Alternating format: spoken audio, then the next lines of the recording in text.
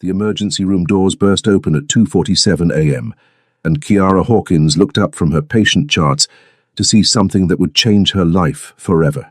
A man strode through the chaos with the kind of presence that made even the most hardened ER staff pause mid-step. Tall, impeccably dressed despite the hour, with sharp features and eyes that seemed to calculate every angle of the room in seconds.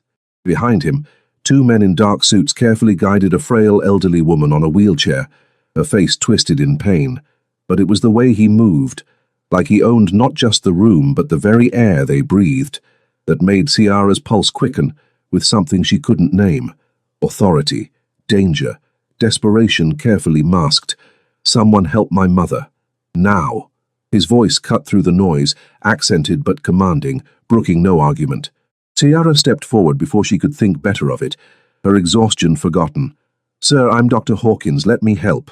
Their eyes met, and in that moment, Yang Hwan-seok, a man who had seen everything, controlled everything, felt something he hadn't experienced in years. Fear, not of losing his mother, though that terror clawed at his chest, but of the woman with warm brown eyes who looked at him like he was just a worried son, not a monster. The fluorescent lights of Chicago Memorial Hospital's emergency room hummed with their usual 3 a.m. symphony of beeping monitors, hurried footsteps, and muffled conversations. Kiara Hawkins had been on her feet for 16 hours straight, her white coat wrinkled, her natural coils pulled back into a messy bun that had given up any pretense of professionalism hours ago. She was reviewing labs for a pneumonia patient when the atmosphere in the ER shifted. It was subtle at first, a ripple of tension that made the veteran nurses exchange glances, a security guard straightening his posture. Then she saw them. 3 men in suits that probably cost more than her monthly rent, moving with military precision through the automatic doors. The 2 flanking carried themselves like trained fighters, but it was the man in the center who commanded attention without trying.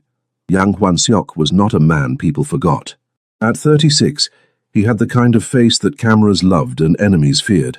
Sharp jawline, intelligent dark eyes that missed nothing, and an air of casual menace wrapped in expensive tailoring.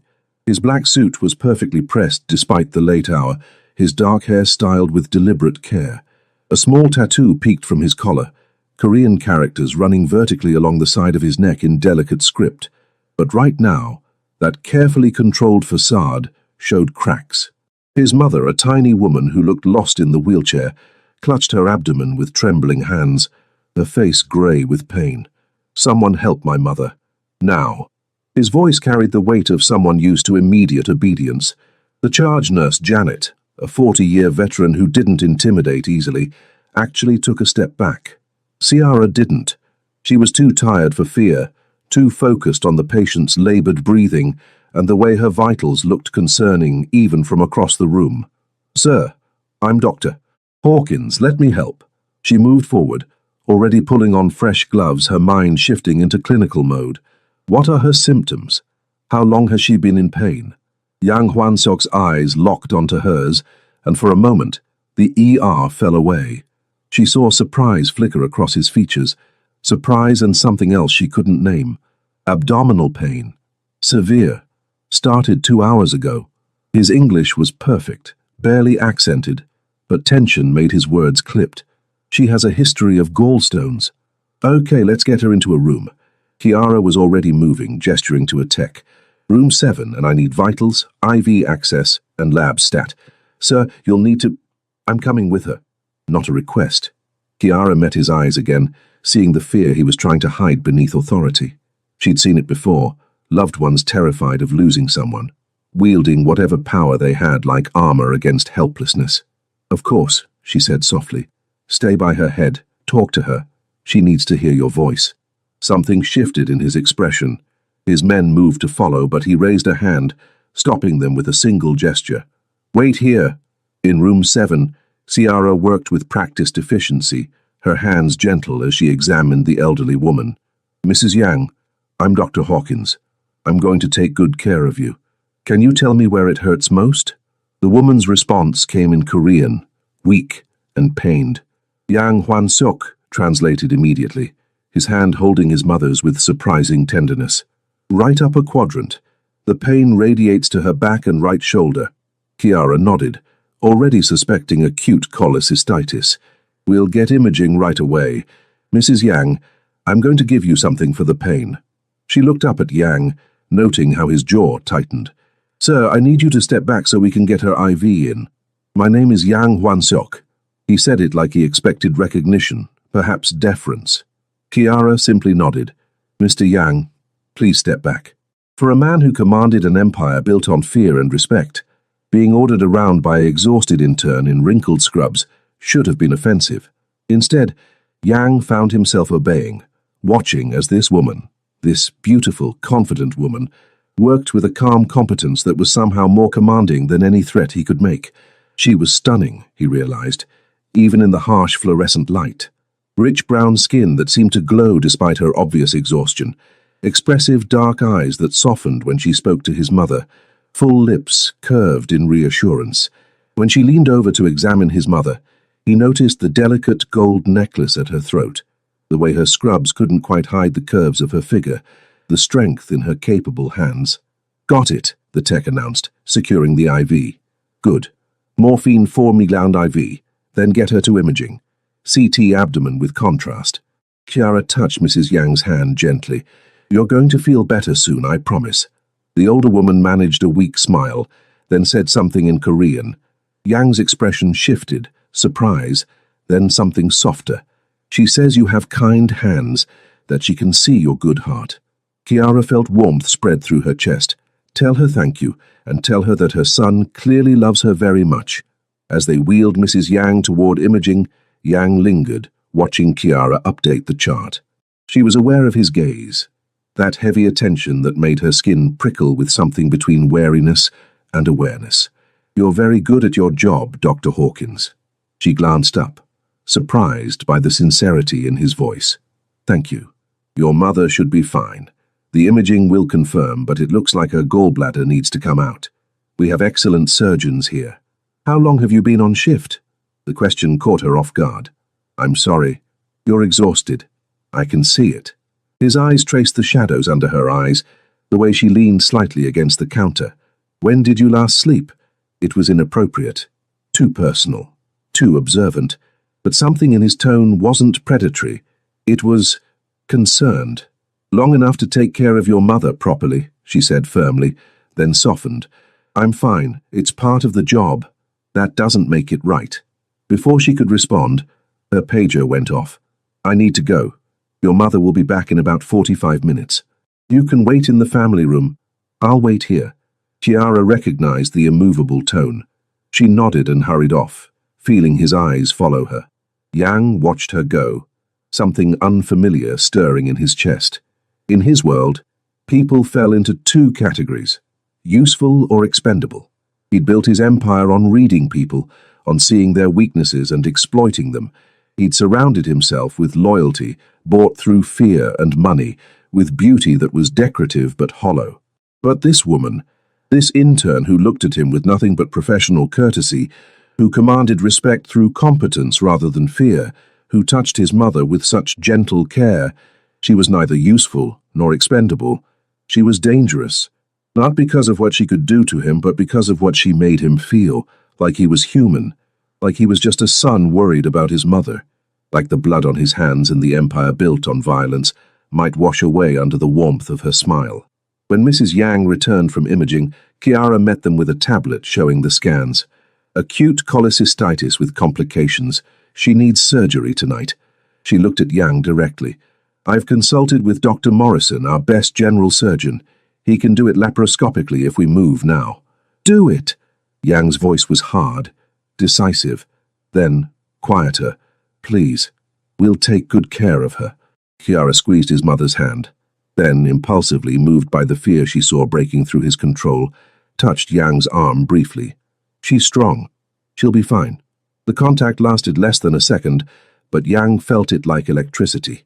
He watched as she walked away to coordinate the surgery, already barking orders, commanding respect from nurses twice her age. He pulled out his phone, texting his second-in-command. Find out everything about Dr. Sierra Hawkins. Everything. He told himself it was about gratitude, about ensuring the woman who saved his mother was protected, but deep down, He knew it was something else entirely, something infinitely more dangerous than gratitude. The surgical waiting room at 4 a.m. was a liminal space, too quiet, too bright, filled with people existing in the suspended reality of fear and hope. Yang Hwan-seok sat alone in the corner, his men stationed outside at his orders. This vulnerability, this waiting, was not something he wanted witnesses for. He'd built his reputation on control, on being 3 steps ahead, on never showing weakness. But here, in this sterile room with motivational posters and year-old magazines, he was just a son terrified of losing the only person who'd ever loved him unconditionally. "Mr. Yang?" He looked up to find Dr. Hawkins approaching, 2 cups of coffee in her hands. She'd somehow found time to smooth her hair back, though exhaustion still shadowed her eyes. "I thought you might need this." She offered him a cup. "It's terrible hospital coffee, but it's hot." Yang stared at the cup like it might be poisoned, not because he suspected her, but because the gesture was so unexpectedly kind. In his world, kindness always came with strings attached. "You should be sleeping, Dr. Hawkins." "My shift doesn't end for another 3 hours." She sat 2 chairs away, close enough to talk, far enough to be professional. "And I wanted to check on you. Surgery should take another 90 minutes. You don't have other patients?" "I do, but I can take 5 minutes." She sipped her own coffee, made a face. "God, that's awful. Anyway, your mother spoke very highly of you before the anesthesia. She said you built an empire to protect her." Yang's jaw tightened. What exactly had his mother said? What did this woman think she knew? Kiara noticed his tension. "Relax, Mr. Yang. She was heavily medicated and speaking Korean. I didn't understand the details, but a mother's pride is universal." She smiled softly. "She's very proud of you." "She shouldn't be." The words came out harder than intended. Kiara studied him with those intelligent eyes that seemed to see too much. "Why do you say that?" "You don't know me, Dr. Hawkins." "No, I don't. But I know you brought your mother here at 3 a.m. I know you held her hand through the pain. I know you haven't left this waiting room." She paused. "That tells me something. It tells you I love my mother. That's the bare minimum of human decency. You'd be surprised how many people don't clear that bar." She stood and he found himself disappointed. "Try to rest, Mr. Yang. I'll come find you as soon as she's out of surgery." "Dr. Hawkins." She turned back. "Why are you being kind to me?" The question clearly surprised her.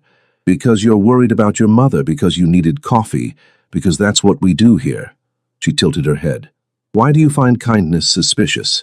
Before he could answer, before he could explain that kindness in his world was a weapon, a manipulation, a prelude to betrayal, her pager went off again. "I have to go. Hang in there."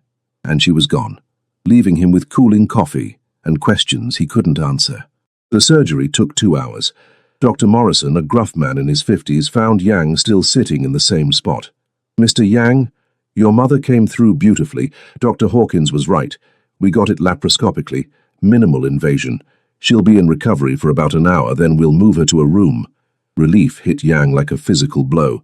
He stood, extending his hand. "Thank you." Morrison shook it, then added, "That intern of ours has good instincts. Caught the complications early. You were lucky she was on shift." Lucky. Yang didn't believe in luck. He believed in fate, in karma, in the universe's cruel sense of irony. But maybe, just this once, luck had been on his side. When his mother was moved to her room, Yang sat beside her bed, holding her hand as she slept off the anesthesia. Dawn was breaking outside the window, painting Chicago's skyline in shades of amber and rose. "Hwan-seok." His mother's voice was weak but present. She spoke in Korean, as she always did. "That doctor, she's special. She's skilled, Ioma, you're in good hands." "That's not what I mean." His mother's eyes, still sharp despite her age, fixed on him knowingly. "I saw how you looked at her. Ioma, please rest. I'm old, not blind, and not dead yet despite this traitorous gallbladder." She squeezed his hand weakly.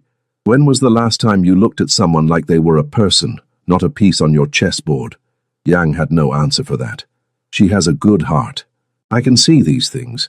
Your father used to say I could see people's souls." His mother's eyes drifted closed. "Maybe it's time you let someone see yours." Kiara returned at 7 a.m., just as her shift was ending. She found Yang exactly where she'd left him, stubbled now, his perfect appearance finally showing cracks. His jacket was draped over the chair, sleeves rolled up, revealing surprisingly muscular forearms, and she blinked. Were those tattoos? Just glimpses of ink disappearing under his sleeves, more Korean characters she couldn't read. Mr. Yang.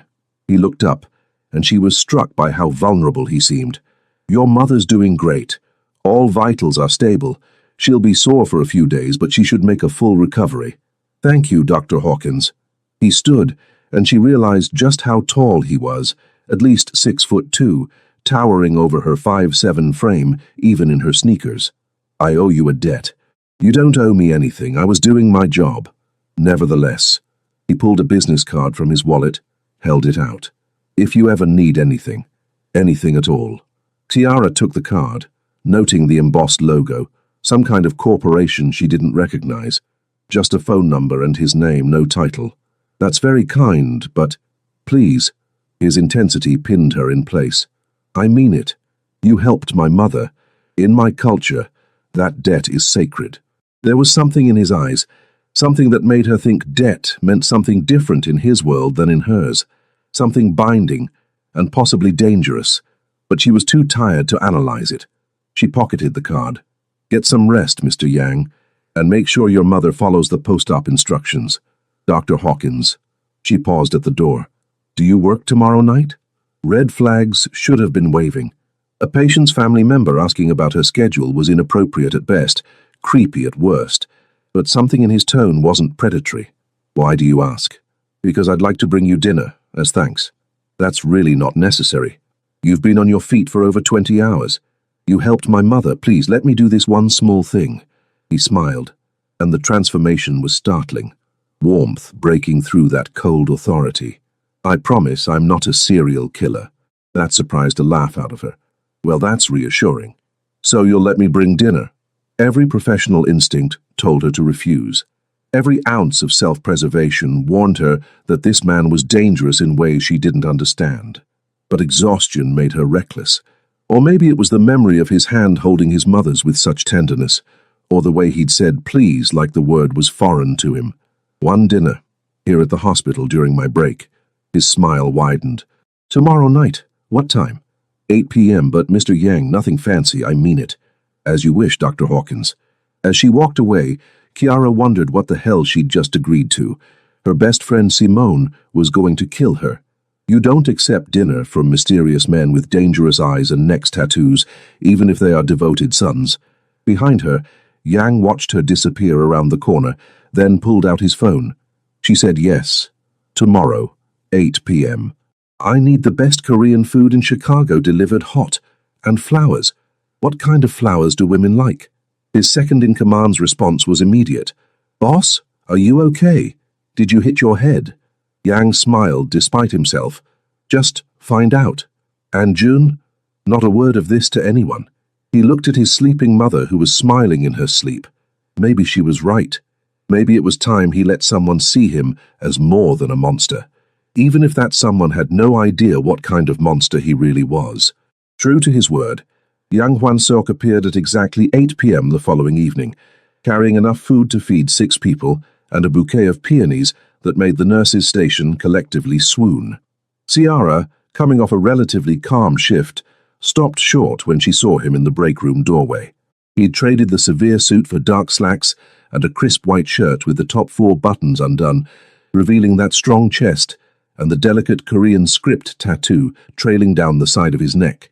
His hair was slightly less perfect, and somehow that made him even more devastating. Mr. Yang, you actually came. Did you think I wouldn't? He set the bags on the break room table, and the smell of Korean BBQ, japchae, and kimchi filled the small space. I keep my promises, Dr. Hawkins. It's Kiara, and you really didn't have to bring this much food. I didn't know what you liked, so I brought options. He started unpacking containers with surprising domesticity. Also, I was informed by my assistant that bringing too little food is insulting in any culture, so I may have overcompensated. That made her laugh. She grabbed paper plates from the cabinet, hyper-aware of his presence in the small room. Your mother, how is she? Complaining about the hospital food, which the nurses tell me is a good sign. She's been asking about you. Has she? Kiara sat, accepting the plate he filled with practiced ease. That's sweet. She wants to thank you personally. I think she's also plotting ways to get you to visit. He paused. She's a determined woman. I wonder where you get it from. The words slipped out, and Kiara immediately regretted them. Too familiar, too flirtatious. But Yang just smiled.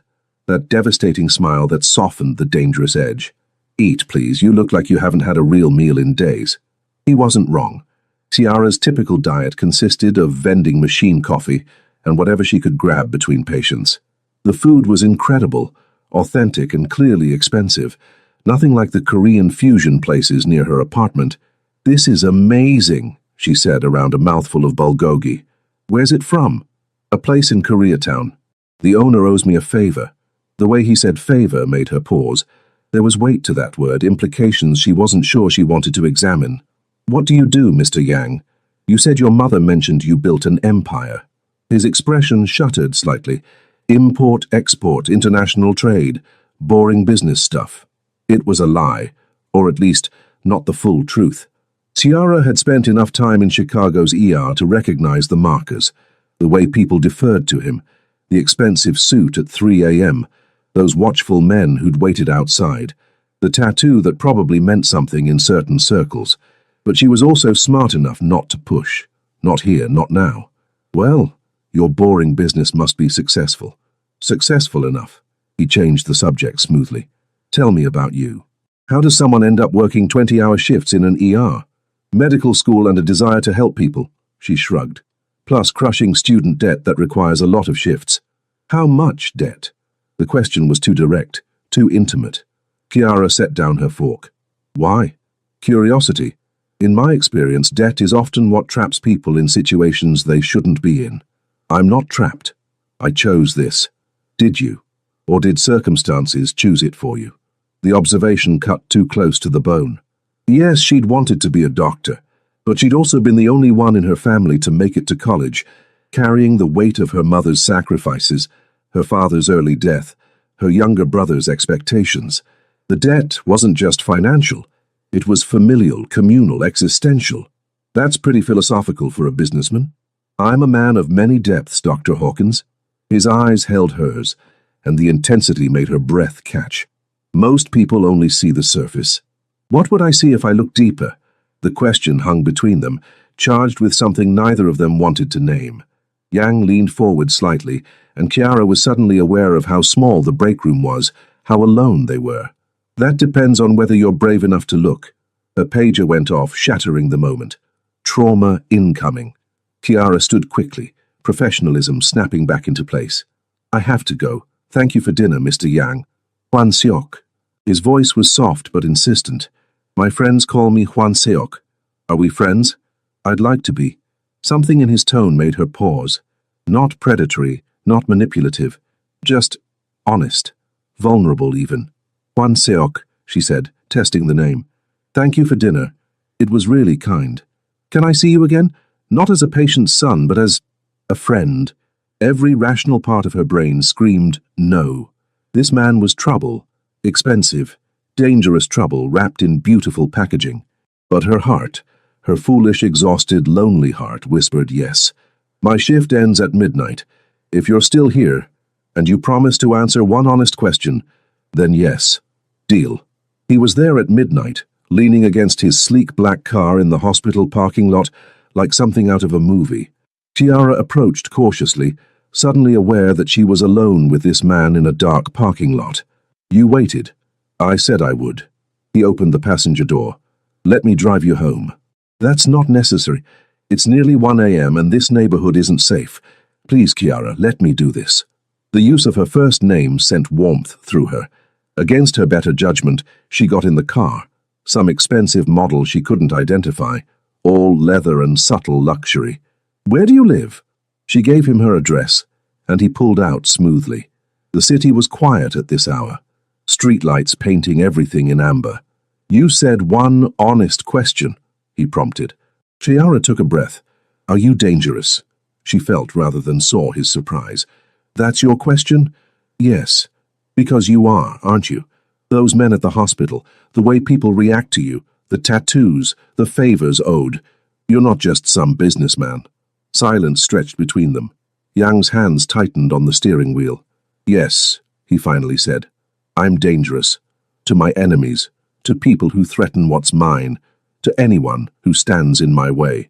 He glanced at her and his eyes were hard, honest. But I would never hurt you, Kiara, that's a promise. Why? That's 2 questions. Answer it anyway. He pulled up to her apartment building, a modest complex in a working-class neighborhood, worlds away from his glittering penthouse life. He turned to face her fully, because when you looked at me in that ER, you saw a scared son, not a monster. Because you touched my hand with kindness, not fear. Because in my entire life, only 2 women have ever looked at me like I was worth something beyond what I could do for them. My mother, and you. Tiara's breath caught. Hwan Seok, I know I shouldn't feel this way. I know you're smart enough to stay away from men like me, but I'm also selfish enough to hope you won't. He reached out slowly, giving her time to pull away, and tucked a loose curl behind her ear. I'd like to see you again. Properly. A real date, not hospital break room dinners. She should say no. Everything in her screamed danger, run, protect yourself, but his touch was so gentle, and his eyes held such naked hope. One date, she whispered, but you have to promise me something. Anything. Promise you'll be honest with me. I don't need to know details, but don't lie to me.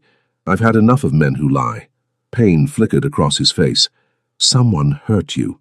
That's not your question to ask. Fair enough. He squeezed her hand gently. I promise. No lies between us. It was a promise he'd come to regret, because the truth was so much worse than any lie.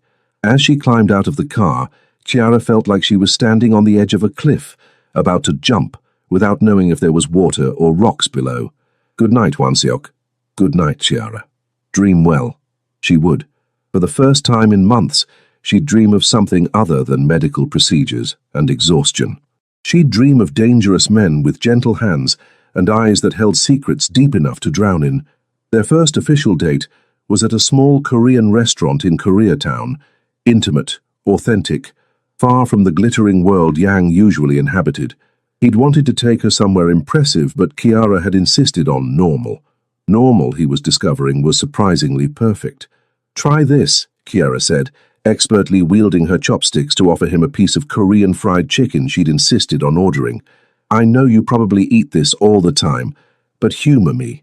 Yang accepted the bite, amused by her enthusiasm.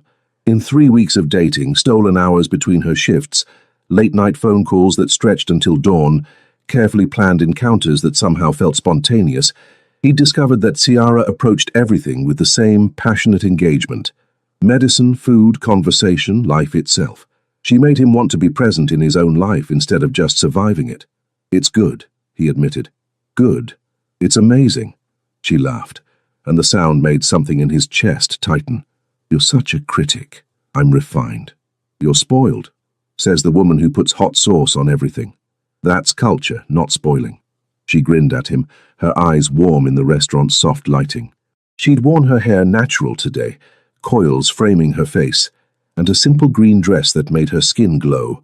She was breathtaking, and Yang was in serious trouble. He'd known it for weeks now, known from that first moment in the ER that this woman was going to unravel him. But he'd underestimated how completely she'd invade his carefully controlled world, how her laugh would become the soundtrack he craved, how her texts would be the highlight of his dangerous days, how the thought of her in danger would make him reckless in ways that terrified him. What are you thinking? Kiara asked, catching his expression. That I like you, more than is probably wise. Probably? She raised an eyebrow. That's not very romantic. I'm not a romantic man, Ciara. I'm practical, careful. I plan everything. He reached across the table, taking her hand. But you make me want to be reckless. Is that a bad thing? In my world? Yes. He traced circles on her palm, marveling at the softness of her skin. Reckless men in my business don't live long. There it was, the closest he'd come to admitting what he really did. Kiara's eyes sharpened. Your business. We need to talk about that. Yang's jaw tightened. Why? Because I'm not stupid, Hwan Seok. I've been in Chicago ERs long enough to recognize certain things. The respect mixed with fear, the way you carry yourself, the friends who call it odd hours. She squeezed his hand. I'm not asking you to confess to crimes. I'm asking you to respect me enough to acknowledge reality. He wanted to deflect, to lie, to protect her from the truth, but he'd promised honesty. I run an organization, he said carefully. Import-export is part of it, but we handle other interests. Territory, protection, certain businesses that operate outside conventional boundaries. You're in the Mafia. The word hung between them. Yang waited for disgust, for fear, for her to pull away. Instead, Kiara just nodded slowly. Okay. I mean, I suspected. And honestly, it explains a lot. She met his eyes steadily. I'm not going to pretend I'm thrilled about it, but I also know that people are complicated. You're not defined by your worst actions. You don't know my worst actions, Kiara. No, I don't. And I don't need to know every detail. She leaned forward, and her next words were fierce. But I know you held your mother's hand in that hospital. I know you tip every service worker generously. I know you've spent the last 3 weeks learning about my life, my family, my dreams. That's who I'm choosing to see. You're choosing to see the best of me because you want to believe I'm good. But Kiara, I'm not. I've done things. Everyone has done things they regret. Everyone has darkness. She held his gaze unflinching. The question is, are you trying to be better? Or are you content being the monster everyone expects? No one had ever asked him that, not even his mother. I don't know if I can be better. Maybe not, but you can try. She smiled softly. And for what it's worth, I think you're already more than you believe. Yang felt something crack in his chest, some carefully constructed wall he'd built to survive his brutal world. This woman, this beautiful, brilliant, naive woman, saw him, truly saw him. And instead of running, she was staying. He was halfway in love with her, maybe more than halfway. Come with me, he said suddenly. There's somewhere I want to take you. He drove her to a private rooftop in downtown Chicago, one of his properties, secured and safe. The city spread below them like a carpet of lights, beautiful and brutal. I come here when I need to think, he explained, leading her to the edge where glass panels kept them safe, when the weight of everything feels too heavy. It's beautiful, Kiara breathed, pressing close to see the view. Yang moved behind her, his arms wrapping around her waist, chin resting on her head. She fit against him perfectly, like she'd been designed for this exact position. My father built our organization on blood and fear, he said quietly. When he died, I was 22, barely trained, drowning in enemies who smelled weakness. I did what I had to do to survive, to protect my mother, to hold our territory. You were so young. I grew up fast. Had to. His arms tightened. I became exactly what the job required, cold, ruthless, untouchable. I've made decisions that keep me awake at night. Hurt people who probably deserved it and some who didn't. Built an empire on things that would make you sick. Why are you telling me this? Because I need you to understand what you're getting into. If you stay with me, Ciara, there will be danger. People will try to use you against me. My world is brutal and it doesn't forgive softness. She turned in his arms, looking up at him. Are you trying to scare me away? I'm trying to be honest. You deserve the truth before you get in too deep. Hwan Seok. She cupped his face, and her touch was so gentle it hurt. I'm already in deep. I think I have been since that night in the ER. You should run. Smart women run from men like me. Good thing I've never been that smart. She smiled, then turned serious. But I need you to promise me something. Anything. Promise you'll keep me in the loop, not about business details, but about dangers. If I'm going to be with you, I need to know when I'm at risk. Don't hide things from me to protect me. That's how people get hurt. It went against every instinct. His entire existence was about controlling information, protecting assets, keeping vulnerabilities hidden. But she was looking at him with such trust. I promise, he whispered. And then he kissed her. It was their first kiss. Soft at first, tentative, then deepening into something that felt like falling and flying simultaneously. Ciara made a small sound of surprise pleasure, her hands sliding up to tangle in his hair. Yang pulled her closer, pouring weeks of wanting into the contact, and when they finally broke apart, they were both breathing hard. Wow, Ciara managed. Yeah. Yang rested his forehead against hers. I'm falling for you, Ciara Hawkins. Tell me to stop and I will. Tell me this is moving too fast and I'll slow down, but please don't tell me you don't feel this too. I feel it, she whispered. God help me, I feel it too. They stayed on that rooftop until dawn, wrapped in each other, talking about everything and nothing, and for the first time in his brutal life, young Hwan-seok felt something he'd never experienced before: hope. 3 days later, that hope would nearly destroy them both. The text came at 2 a.m. while Kiara was in the middle of stitching up a drunk driver. Stay home, don't go anywhere, I'll explain soon. H. She frowned at her phone between sutures, unease prickling down her spine. Hwan-seok never gave orders like that, never presumed to control her movements despite the protective streak she'd learned to recognize. By 3 a.m. he still hadn't explained. She called between patients. The number you have dialed cannot be reached. Her unease became fear. By 6 a.m., when her shift ended and she'd heard nothing, fear became terror. She called the hospital where his mother was recovering, only to learn Mrs. Yang had been discharged early under family protection. Something was very, very wrong. Chiara broke protocol and called the number on his business card, the one he'd said was for emergencies only. A man answered in Korean, then switched to accented English. Who is this? Dr. Kiara Hawkins. I'm looking for Hwan-seok. Is he okay? Silence then. Stay where you are. Someone will come get you. The line went dead. 20 minutes later, one of Hwan-seok's men, Jun, she remembered, his second in command, pulled up to the hospital. His face was grim. Get in, Dr. Hawkins. Now. Not until you tell me what's happening. Is Hwan-seok hurt? He's alive. That's all I can say here. Jun's eyes scanned the parking lot nervously. Please, we need to move. The drive took them to a safe house in the suburbs, nondescript, heavily guarded. Jun led her through security and into a living room where Hwan-seok stood by the window, phone pressed to his ear, speaking rapid Korean. His shirt was torn, blood on his collar, a bruise darkening his jaw. Ciara's medical training kicked in before her heart could break. You're hurt. He turned, and relief flooded his features before his expression shuttered.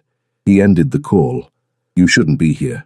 Your guard literally brought me here. What happened? Rival organization. His voice was flat, devoid of the warmth she'd come to crave. They found out about you. Made a move on my mother's hospital. We handled it. Handled it how? You don't want to know. Don't do that. Don't shut me out. She crossed to him, reaching for his face, but he caught her wrists, gently but firmly. Hwan-seok, talk to me. They had pictures of you, Tiara. Your apartment, your schedule, places you go. They were planning to use you against me. His eyes were haunted, because I was stupid enough to care about you publicly, stupid enough to think I could have something good without it being destroyed. But they didn't get me. I'm fine. This time. What about next time? Or the time after that? He released her, turning away. I can't protect you if you're with me. Every moment you're in my life, you're a target. So, what are you saying? I'm saying this was a mistake. Us. All of it. The words came out mechanical, rehearsed. You should go back to your life, forget about me. Find some normal guy who can give you dinner dates without worrying about sniper rifles. Ciara felt like she'd been slapped. You're breaking up with me because you're scared. I'm ending this because I'm practical. Because the math is simple. You with me equals you in danger. You without me equals you safe. Don't I get a say in this? No. He finally looked at her, and the coldness in his eyes was devastating. I'm the one with enemies, Kiara. I'm the one who brought this into your life, so I'm the one ending it. You promised no lies between us. Don't lie now. She moved closer, forcing him to look at her. You're not doing this to protect me. You're doing it because you're terrified of caring about someone. Because letting me in means giving me power to hurt you. Maybe both things are true. Hwan-seok, Dr. Hawkins. The formal address was a knife between them. Thank you for your care of my mother. I've arranged a payment to your student loans as thanks. You'll find them cleared by end of business today. Kiara recoiled like he'd struck her. You're paying me off. That's what you think this is?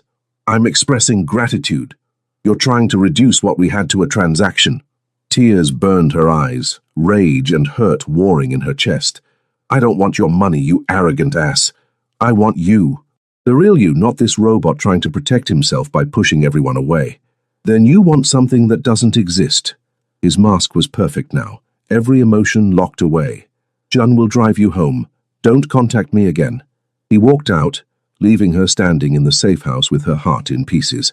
For 2 weeks, Kiara tried to move on. She threw herself into work, picked up extra shifts, avoided anywhere she might run into him. Her loans were paid off. She'd confirmed it with trembling hands, then immediately tried to refuse the payment before realizing she couldn't without his account information. He'd tied up that loose end perfectly. Simone, her best friend, found her crying in the hospital break room on day 12. "Okay, that's it. I'm staging an intervention." Simone sat beside her, pulling her into a hug. "Spill everything." So Kiara did. The whole story. The ER meeting, the dates, the kiss on the rooftop, the brutal ending. When she finished, Simone was quiet for a long moment. "That man is an idiot," she finally said. "He's trying to protect me. He's trying to protect himself. Big difference." Simone squeezed her hand. "Question is, are you going to let him? What choice do I have? He made it clear he doesn't want me in his life." "Kiara Hawkins, you survived medical school. You survived being broken, exhausted, and doubted. You think you're going to let some emotionally constipated mafia boss tell you what you can handle? He's dangerous. So is crossing the street. So is living in this city. So is loving anyone." Simone's eyes softened. "Real question. Do you love him?" Did she? It had been 6 weeks total. Barely enough time to know someone's favorite color, let alone their soul. But she thought about his gentleness with his mother, his vulnerability on that rooftop, the way he looked at her like she was precious, the way he'd held her like she might disappear. "Yes," she whispered. "I think I do." "Then fight for him. Not because he's some prize to win, but because he's a traumatized man who thinks he doesn't deserve good things. Show him he's wrong." Kiara found him at his mother's bedside. Mrs. Yang had been readmitted with post-op complications. He looked up when she entered, shock flickering across his features before his mask slammed down. "Dr. Hawkins, I requested Dr. Morrison." "He's in surgery, you get me." She moved to check Mrs. Yang's vitals, hyper-aware of his presence. "Infection in the surgical site. She needs IV antibiotics. Whatever you recommend." They worked in silence, Kiara giving orders to nurses, Huan Seok hovering anxiously. When Mrs. Yang was settled, Kiara should have left. Instead, she followed him to the hallway. "You look terrible." He did, thinner, shadows under his eyes. The bruise on his jaw faded, but replaced by a haunted expression. "I'm fine." "You're a liar." She crossed her arms. "I'm not here to beg, Huan Seok. I'm here to tell you that you're a coward." His eyes flashed. "Excuse me. You're terrified of being happy, of letting someone love you. So you pushed me away, using my safety as an excuse." She stepped closer. "But here's the thing. I've spent 2 weeks being safe, and I've been miserable. I'll take dangerous and happy over safe and hollow any day." "Kiara, I'm not done. You don't get to decide what risks I take. You don't get to push me away for my own good. If I want to be with a man who has enemies and complications, that's my choice." Her voice cracked. "And I choose you, even when you're being an idiot. People will come after you. This won't be the last time." "Then teach me to protect myself. Give me security, whatever it takes." She grabbed his shirt, pulling him down to her eye level. "But don't you dare give up on us without giving me a chance to fight. You could die. I could die crossing the street tomorrow. I could die in this ER from an angry patient. Life has no guarantees, Huan Seok." She softened, cupping his face. "But I guarantee that these last 2 weeks without you have been hell. So please, stop protecting me from yourself and just let me in." He broke. His arms came around her, crushing her against him, his face buried in her neck. "I'm so sorry. I'm so sorry. I thought I was doing the right thing." "I know, but you're not alone anymore. We figured this out together." She held him as tightly as he held her. "Together, okay? Together," he whispered. "God, I missed you. I missed you too, you impossible man." They stood there in the hospital hallway, 2 broken people choosing to be whole together, and somehow that felt like the bravest thing either of them had ever done. 6 months later, Kiara stood in the kitchen of Huan Seok's penthouse, their penthouse now, teaching his mother how to make her grandmother's sweet potato pie. Mrs. Yang had fully recovered and had appointed herself Kiara's personal Korean cooking instructor, a role she took extremely seriously. No, no, like this, Mrs. Yang demonstrated, her hands moving with practiced ease. You must feel the dough. I'm trying, Yoma. Chiara laughed, flour dusting her nose. From the living room, Hwan Seok watched them, Jun standing beside him. You're smiling, Jun observed. It's disturbing. Shut up. No, seriously, you look almost human. Should I call a doctor? Your doctor is covered in flour and murdering my mother's recipe. I heard that, Chiara called out. Life had changed in 6 months. Chiara had moved in, taken self-defense classes, learned to recognize Hwan Seok's security team. She'd set boundaries. She still worked at the hospital, still maintained her own identity, refused to be just the boss's girlfriend. Hwan Seok had respected every boundary, even when it killed him to let her walk into danger. They'd had fights, spectacular ones, usually about his overprotectiveness or her stubborn independence. But they'd also had quiet mornings drinking coffee, late nights talking about everything, moments of perfect peace. She'd met the organization, carefully, formally, with Hwan Seok establishing clear rules about respect. Most had been wary at first, but her refusal to be intimidated and her genuine care for their boss had won over even the skeptics. Hwan Seok-ka, his mother called. Come taste. He obeyed, accepting the spoon Chiara offered with exaggerated ceremony. The pie filling was actually pretty good. Acceptable, he declared. Acceptable? Chiara threw a dish towel at him. It's delicious. It's acceptable, he repeated, but he was grinning as he pulled her close, despite his mother's laughing protests about getting flour on his clothes. Later that night, wrapped in each other in the darkness, Chiara whispered, Happy? Terrifyingly so, Hwan Seok admitted. You. Completely. And for a man who'd spent his life in darkness, that simple happiness was the most dangerous, most precious thing he'd ever dared to keep.